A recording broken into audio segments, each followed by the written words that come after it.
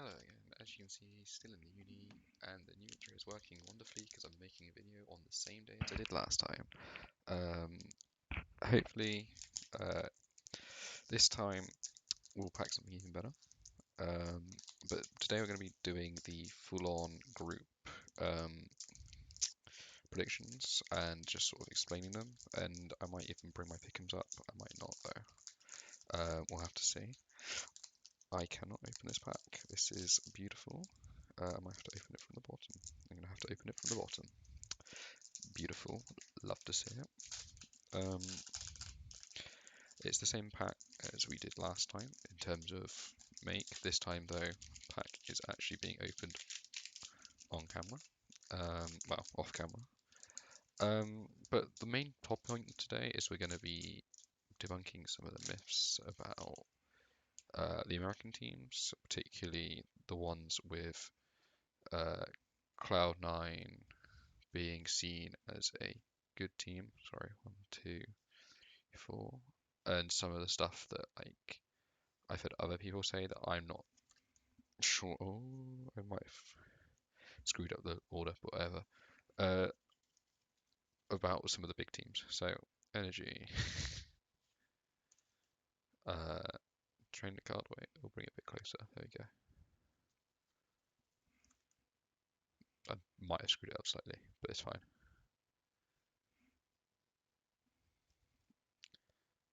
So far, pretty decent. Nothing to complain about.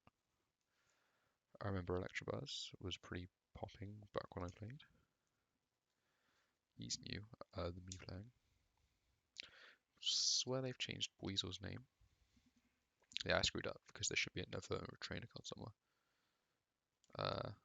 Gibble, pretty cool. I remember him being pretty cool. King Clang, I have not seen him before. He's a full foil rather than just an image foil, so pretty cool. And then, yeah, so Gorluk, so I put Gorluk too far back. That's pretty cool. We'll compare it with the next pack, with the previous pack at the end of the video. But yeah, we'll talk about groups. We'll go in order. We'll talk about the teams, and then we'll eventually go into depth about sort of what we can expect from each team, and then eventually we'll go through the teams and where we can expect them to finish. Like, so the first, start off with, sorry, that was really poorly done. We'll start off with what we can expect from them as like, oh, they're going to play this sort of style. These are the weaknesses I see with them. This is why I don't think they're especially good. And then we can go through where we think they'll place. That's the order we're going to go through. So we'll start off with Group A, and we'll do it in the order that Liquipedia has provided us with. That order being Cloud9, starting off with Cloud9. Cloud9 are being hyped as being a solid team because they're the first seed out of NA and we're playing in NA. But if we're being honest with ourselves, they've got a whole group of issues. So we'll start with support. Sven, he looks fine on AD carry supports, as in like supports you can also play AD carry, like uh, Ash. He looks like a very, very solid Ash player as support, which you'd expect because he's a former AD carry. But then when he plays like Lulu, he just looks subpar. He looks like me playing Lulu. And I will do a video on this at some point, but I don't play Lulu on stream because I'm embarrassed with my quality of Lulu play. Like, I do not play often on stream because I think my gameplay is not good enough to stream, personally. I think it's a bit embarrassing. And yeah, you have like Sven playing this at Worlds. Like, I think that's a bit of a liability. I think he's better than me, I think, probably. Because he's actually able to compete competitively, and I'm embarrassed to stream my Challenger gameplay, and I play semi-pro, but he doesn't look good on Lulu, and I'm willing to bet there are better supports in Academy or who should be in Academy, who would should take his place. Then we go AD carry. We've got Berserker. I think Berserker is the best AD carry playing on a Western team by quite some way. Upset's probably the only one who can challenge him, which is cool because they're in the same group. Um, then we go mid. Jensen. Jensen's not a good mid laner. I think Jensen and Cloud9 have been massively overhyped since he's come back. Then we go Blabber. Blabber he's solid, but he's not insane. And then you go Fudge, and you can still see he's adapting to coming back to top lane. He hasn't just instantly slotted in and become the best top laner. And we've only seen them play in NA where everyone looks shit. Um, it's worth saying though that I think they are like very solid players. I think the team as a whole is very, very solid. But I don't think they can compete with the same level of like.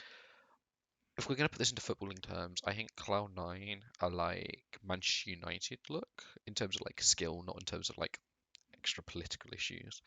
And then they're playing in the Champions League. Like, yes, historically they can get out. Yes, um, they could be strong enough in the right group to get out. But what is that right group? Like, you've got to avoid all, like, if it was Manchester United, they've got to avoid all of the big six leagues, first seed.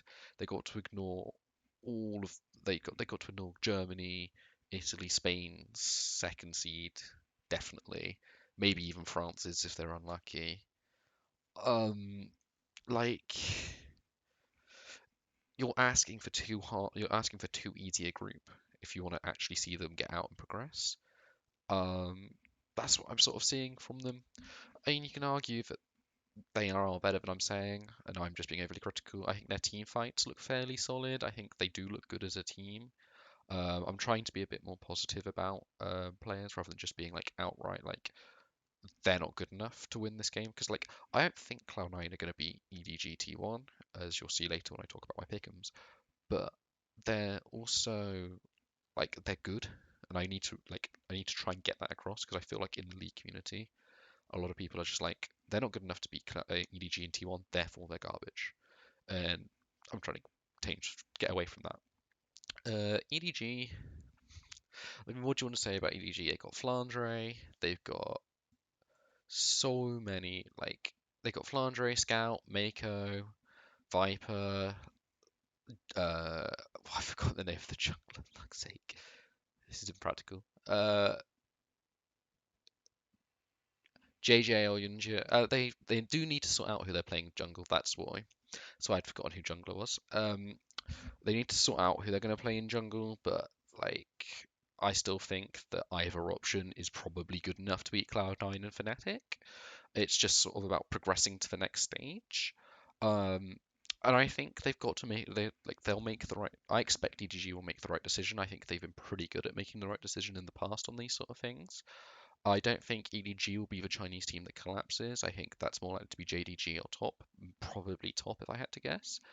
So yeah, I think EDG look pretty solid for entry into the next round. We'll try and speed this up a little bit because I'm being a bit slow. Fnatic, they've got Upset, like the Upset is the key man for me.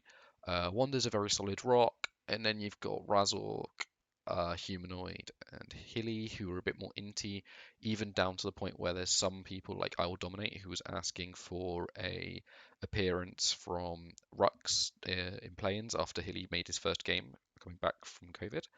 Um, I think like there is some merit to that. I think they did look pretty decent with Rux in their team, and Healy did seem to show off his inside a bit more often than you'd like. But it's Hilly. Hilly has so much potential, and I think he does pop off at Worlds. He does pop off when it really matters. Um, I don't think I apologise for my shit mic, but whatever. It's got for my intro. But yeah, I think Fnatic solid chance. I think they're better than Cloud9. You'll see that in a minute. T1. T1 still haven't adapted. I think they could still massively in danger of majorly inting and majorly throwing away their chance of being a very, very good team. We have seen recently the thing come out from Joe Marsh about them adapting their style of coaching and their systems, and I think that's pretty promising for their chances, but it might be a bit late, and we don't really know what those adaptations look like, and I guess we'll find out in the drafts. Hopefully they don't still like massively depend on blue side and still draft against themselves because they've been doing that for a while. But yeah, we'll see. Group B, Damwon Kia or Damwon Gaming. Um, Damwon fairly solid. They've struggled a bit with topside this year. They've struggled a bit with AD carry this year. But I think they're doing very well. Nuguri looks very, very solid. As Birdle with a substitution is pretty decent. Canyon, obviously one of the better junglers. Showmaker has not lived up to his full potential, and Gyokdam and Kellin are weaker bot lanes from Korea. But when I say weaker bot lanes from Korea, like you have to remember you're comparing that with like Gumayusi and Keria, Ruler and Lahens, which is just insane. Deft and Beryl, Deft and Beryl. Like those are insane bot lanes. So you have to remember that. Evil Geniuses, I think they are the weakest team to have qualified for this stage outside of GAM and CBTC Flying Oyster. They did come through play-ins, so they've got a bit of a warm-up, and that could carry them through. Same story is true for Fnatic, same is true for DRX, and same is true for RNG. So we'll have to see how that helps them, because it can give you a good first week of games that helps you get through to the second week and in a solid position. Um, it's worth mentioning that they haven't got Danny, so they probably shouldn't really compete in this group, given the weakest team outside of them is G2, and they got slapped by G2 at MSI, and I think they look significantly weaker relative to MSI, even with Danny in the team. We'll have to see. G2 are very solid topside. They've got an insane top lane. Their jungle is really cool. Mid lane, fucking sick. Bot lane, Flaky Targmas. They're better than most people think, but whatever. Jingdong, solid team, actually. I don't know. JDD, they've got Yagao, 369, Kanavi, Hope missing. There's not much more new to say. They're very, very, very solid team out of China. Group D, 100 Thieves, CBTC Flying Oyster, Genji RNG. I don't really know what to think about this team, this league group even. 100 Thieves still sitting. They're probably coming to the end of their roster life cycle. I don't see what they can achieve. They're getting hard carried by Closer and FBI in my mind. CBC Flying Oyster, proper solid PCS team. They've got a lot of players that have come close to winning before but haven't won before. Hopefully they can do something. I'd expect them to do something, take a few games off probably 100 Thieves. Genji, they're one of my favorites to win. Ruler the Hens is my favorite bot duo in the world. Doran and Peanut are very, very, very good as well. And obviously, then they've got my boy Chovy in the mid lane. So I just realised I'm covering his face. But yeah, RNG. I mean, Brave has been overly carrying relative to what they've done previously.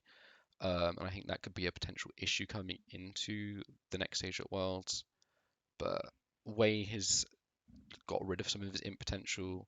So it's just down to like what they carry, how they decide to carry with Gala and Ming, and that we'll just have to wait and see. In terms of my predictions, we can just go through pick'ems here. Let me cover that part. We'll cut top corner. So far, my pick'ems have been a bit ruined because I didn't get to predict. Like you can see, you can see the 3 coins. So I didn't predict any of these 3 games, but what I did predict, getting time, I did get right. So 100% pick record. But yeah, I think Group A will look something like this with EDG, T1, Fnatic and Cloud9 in that order. I think EDG probably have the strongest roster. I think they could lose out to T1 depending on how much T1 have adapted, but we'll see. Fnatic and Cloud9 probably just won't compete, if I'm being completely honest, in any meaningful manner. I mean, they're solid teams, but I just don't think they'll compete in a meaningful manner. Group B, in my mind, is probably the closest actual group. JD Gaming, Damwon Kia, and G2 are all solid quarterfinal and further teams. Like I think going back to Group A, you've got Out Gaming, who if they get through the groups, you expect them to challenge to go through on each and every round. Like you expect if Outward Gaming made the final, they'd compete against anyone. T1, you'd expect if they made the final, they'd look competitive. Whereas like Fnatic and Cloud9, you wouldn't even expect them to look competitive in the next round. You wouldn't expect them to look competitive in the quarters. JD Gaming, you expect them to look competitive in the final. Damwon Kia, you'd expect them to look competitive in the semis, probably less so in the final, depending on who they got. G2, you'd expect them to look competitive in quarters. They could look half decent in semis, but they probably wouldn't look any like remotely competitive in the final if they got like a expected final team. In EG, sort of fit into that bracket with Fnatic and Cloud9, where they're not looking too competitive in the following round, in my mind, right now. Group C, as you can see, top DRX, Rogue, and then GAM. I think sort of going along those same sort of lines, top and DRX, both solid semi-final teams, probably with top looking more like a final team, if we had to say. Actually, no, definitely looking more like a final team. I did see that Cadrel left picked as his crystal ball pick DRX. Was it DRX? It might have been Damwon actually to win one of the two. I don't see how that's going to happen in any meaningful manner, but I have to see. Uh, Rogue and Gam, I just don't see them being competitive even in the quarters. Like Rogue have some very solid potential, but I also think they could just completely collapse. I have said before, I think Top Esports are the most likely LPL team to completely collapse at Worlds, so that's something to definitely look out for. I very nearly predicted that way around, but I'm not going to. So yeah, Group D is potentially a slightly controversial one, just because RNG haven't looked that good in quarters. But I think I've learnt my lesson from LGD. Like if we go to LGD at Worlds, LGD. Let's try again. Okay. LGD. Fuck's sake. Okay. Can we try this way? Okay. I think it was 2020, right? Yeah, it was 2020. Where like they looked awful here. Like absolutely awful, the worst team in the world. And then they just slapped and they nearly got through this group. I think I've learnt my lesson from that. And so we'll just predict RNG to be proper solid as a team. Genji, I think, are one of the strongest teams here. Probably second strongest. There's definitely, I think if we're going top five, like you've got top five, and then you've got like next three in terms of the top eight. They definitely dominated by LPL and then LCK. But yeah, that's about it. Let's go through. I think if we're being completely honest with ourselves, let's just make that bigger. Being completely honest with ourselves, that that can never be even with those two. So 1 point to the old pack. And then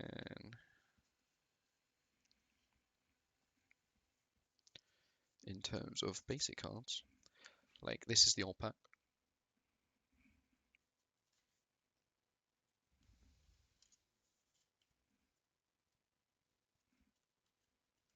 Someone's probably going to complain about the way I'm gripping the cards.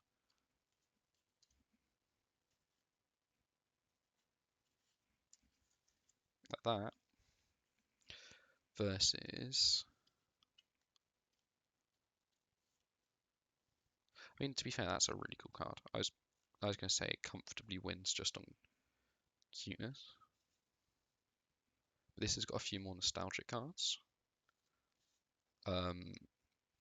And so maybe the new pack wins, which would take us to 1-1.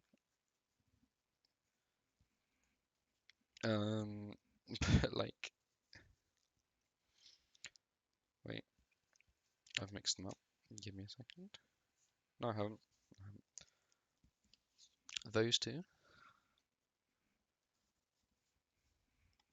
This is those three. I think these three win just because there's more of them.